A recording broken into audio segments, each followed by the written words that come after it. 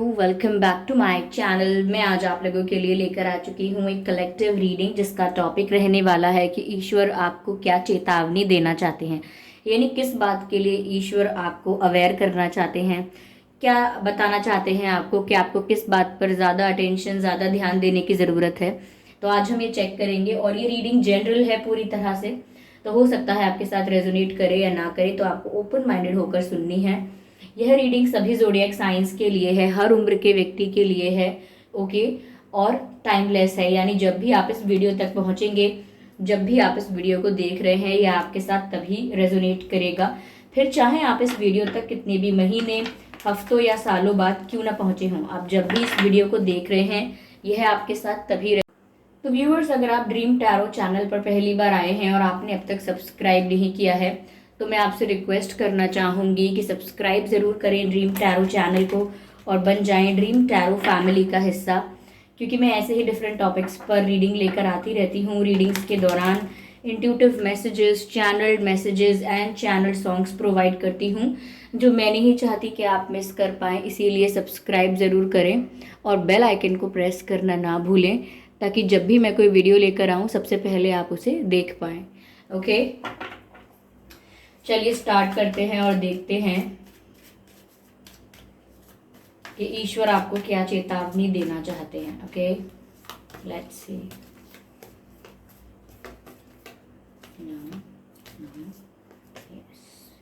S of pentacles, ठीक है, interesting.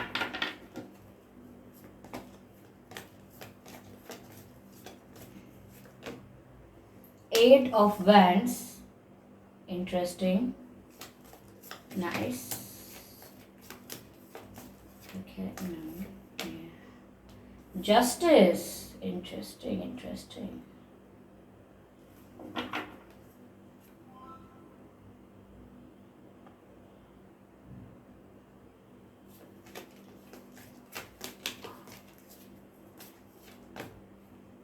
Eight of pentacles, eight की जो एनर्जी है वो यहाँ डबल नजर आती है। Eight of wands and eight of pentacles.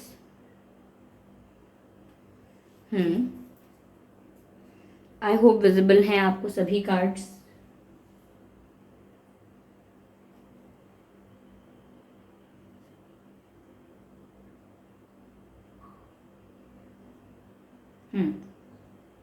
Okay viewers, तो ईश्वर आपको क्या चेतावनी देना चाहते हैं।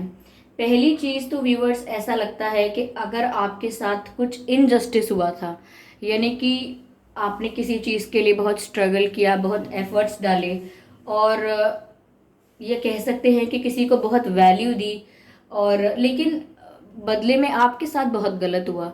यानी कि आपने अगर जो भी अच्छा किया या अच्छे इंटेंशन से कुछ भी किया, या किसी को सिर्फ प्यार किया, किसी के लिए सिर्फ मेहनत की, तो ऐसा हो सकता है कि आपके इमोशंस, आपके एफर्ट्स, आपने जो कुछ किया है उसका आपको ना तो अप्रिसिएशन मिला, ना कोई कोई किसी ने रियलाइज भी नहीं किया। ऐसा आपको लगता है कि आपके साथ अनफेयर हुआ, आपके साथ इनजस्टिस हुआ, और कहीं ना कहीं आप वेट कर रहे थे कि कब जस्टिस सर्व हो, यानी आपको कब जस्टिस मिले।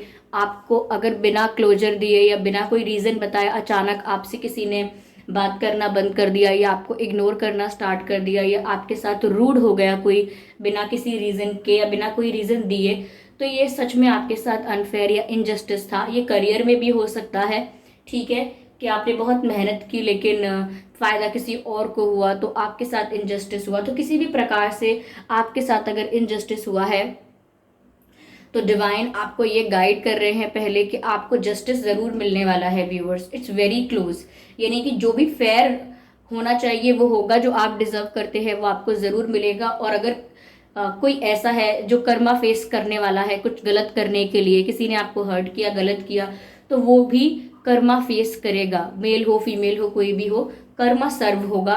यहाँ पर ये मैसेज मिल रहा है। ओके, साथ ही साथ व्यूअर्स, यहाँ पर आपके लिए क्या चेतावनी है। पहली चीज तो ये कि आपकी तरफ बहुत सारी अपॉर्चुनिटीज आ सकती हैं। ये वर्क अपॉर्चुनिटीज भी हो सकती हैं, ठीक है, करियर के लिए काफ़ी आपको अपॉर्चुनिटी मिल सकती है, काफ़ी चांसेस मिल सकते हैं। अगर आपने बहुत सारी जगह अप्लाई किया था तो वहाँ सब काफ़ी सारी जगह से आपको यस मिल सकता है, यानी कि आपको एक्सेप्टेंस मिल सकती है, जिसमें से आपको चूज करना होगा।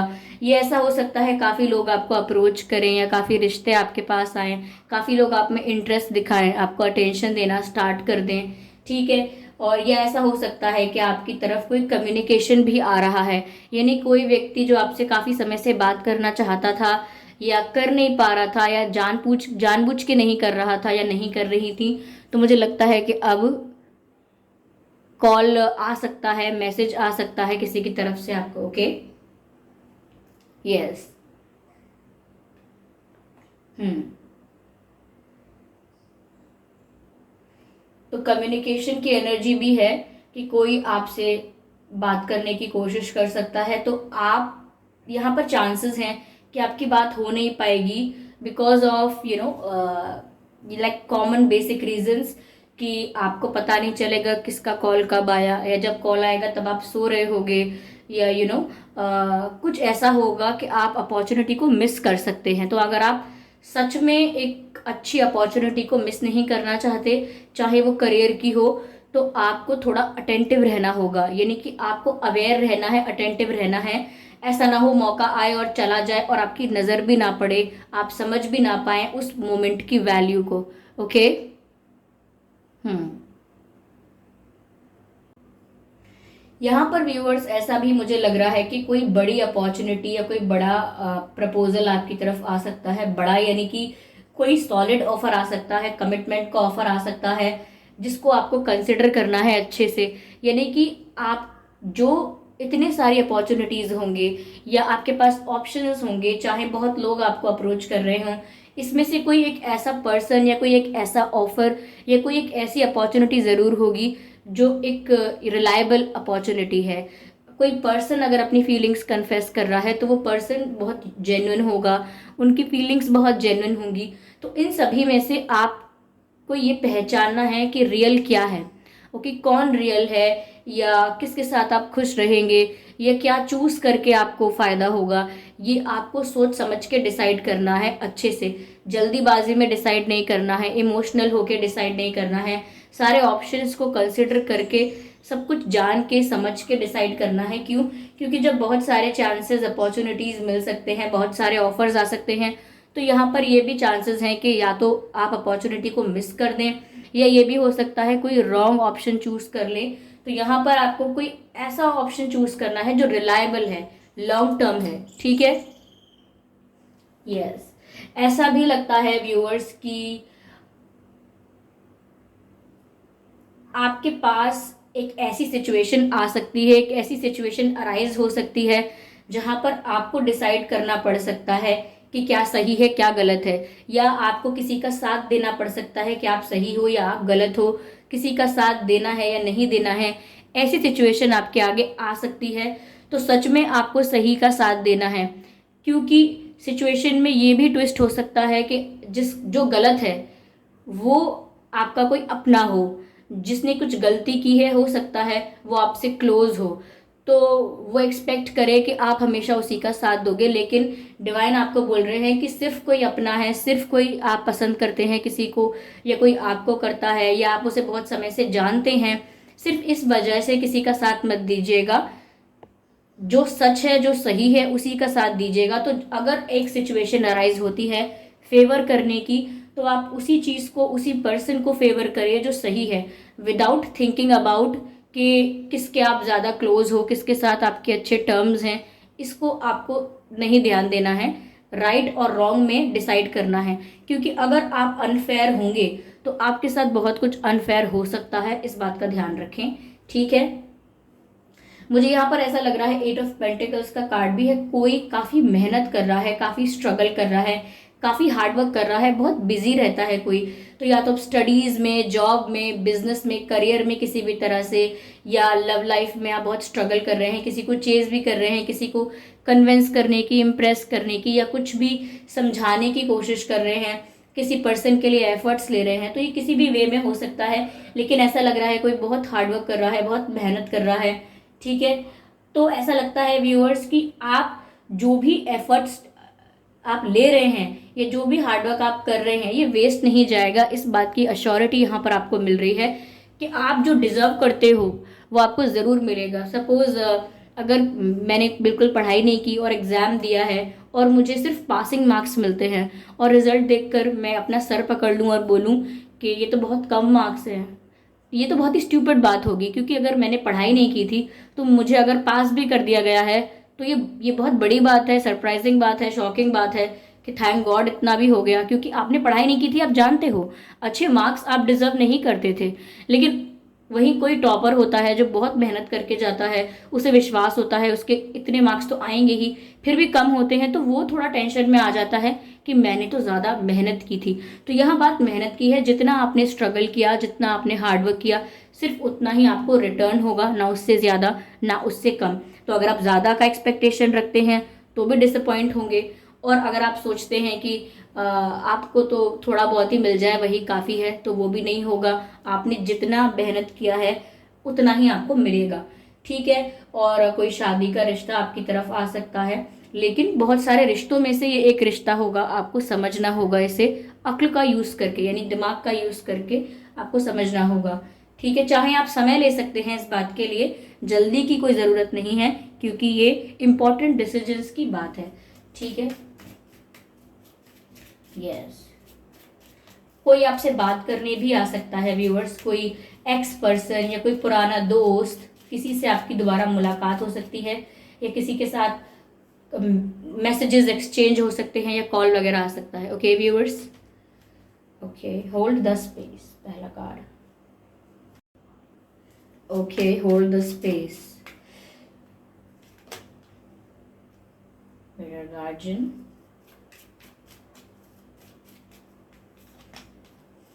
Lady, beautiful. देखते हैं कि आपके एंसेस्टर स्पिरिट्स आपको क्या गाइड कर रहे हैं। Protection guardian, okay, mirror guardian and protection guardian, that's beautiful.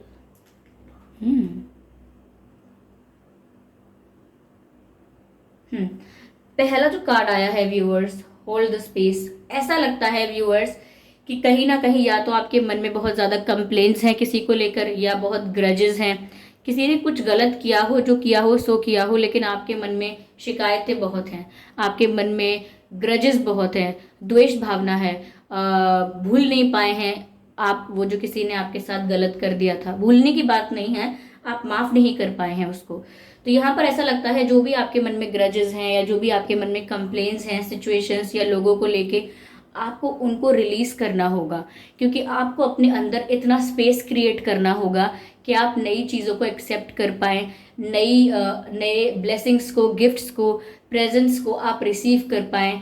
और तब तक आप कुछ अपने अंदर वेलकम नहीं कर सकते जब तक आप उतना स्पेस क्रिएट नहीं करते अपने अंदर जितना ज़रूरत है नई चीज़ों के लिए आने के लिए। ओके, नई चीज़ों के आने के लिए जितना स्पेस चाहिए उतना स्पेस आपको क्रिएट करना होगा।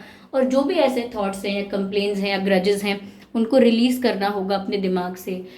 बात ऐसी नहीं है कि मैं ऐसा क्यों करूं, आप ऐसा सिर्फ इसलिए कीजिए क्योंकि ये आपके लिए अच्छा है, ठीक है। इसमें सिर्फ आपका हित है। साथ ही में है take time to reflect. Viewers, ऐसा हो सकता है कि जब बहुत सारे अपॉर्चुनिटीज़ या ऑप्शंस आएँ तो लोग आपको बोलें चलो अब जल्दी डिसाइड कर लो, अब 1-2 दिन में डिसाइड करके बताओ, या जल्दी डिसाइड करो। तो बिल्कुल आपको हड़बड़ाहट में या जल्दी में कोई डिसीजन नहीं लेना है। आप समय लीजिए अपना, पूरा एनालाइज करके, समझ के, हर फैक्टर को कंसिडर करके फिर आप डिसीजन लीजिए। वो डिसीजन अच्छा भी होगा। जल्दी में लिया हुआ डिसीजन आपको रिग्रेट करवा सकता है in future. Okay, so take care of that. Enjoy growth and reap rewards. तो जितनी आपने मेहनत की है उतनी आपको ग्रोथ मिलेगी, और जितना आपने स्ट्रगल किया है उसके लिए आपको रिवॉर्ड भी मिलेगा। तो आप सेटिस्फाइड रहिए, पूरा बैलेंस्ड फॉर्म में आपके साथ जस्टिस हो रहा है, ठीक है। कुछ अनफेयर नहीं होगा। अगर आपको लगता है कि अब तक अनफेयर रहा है तो भले ही ये ग्रेजुअली सर्व हो रहा है लेकिन जस्टिस सर्व हो रहा है। ओके, ये सब हमारे कार्मिक अकाउंट्स के अकॉर्डिंग होता है व्यूवर्स। किसी को सक्सेस जल्दी मिल रही है, किसी को बाद में, किसी के जीवन में बिल्कुल परेशानी नहीं है ऐसा आपको लगता है, और किसी के जीवन में बहुत है। सब कर्मों के अकॉर्डिंग होता है, और ये ज़रूरी नहीं है कि इस जीवन के किए गए कर्म, क्योंकि बॉडी डिकम्पोज हो जाती है, ख़त्म हो जाती है, बट सोल हमेशा आगे मूव करती रहती है, ख़त्म नहीं होती है। तो इसीलिए जो कर्म करती है वो हमारी सोल होती है, और सोल ख़त्म नहीं होती तो पुराने कर्मों का, पिछले जन्म के कर्मों का भी असर नए जन्म के कर्मों पर या लाइफ पर रहता है। तो इससे बॉडी का कोई तालमेल नहीं है, ये बात सोल की है और आत्मा द्वारा किए गए कर्मों की है, अलग अलग जन्मों में। ओके, तो हम उससे अनटच्ड नहीं है, हम उसी प्रोसेस में हैं। ओके, तो ये उसी के अकॉर्डिंग होता है। तो बिल्कुल क्वेश्चन ना करें या कंफ्यूज ना हो, मेरे साथ ये क्यों, मेरे साथ वो क्यों।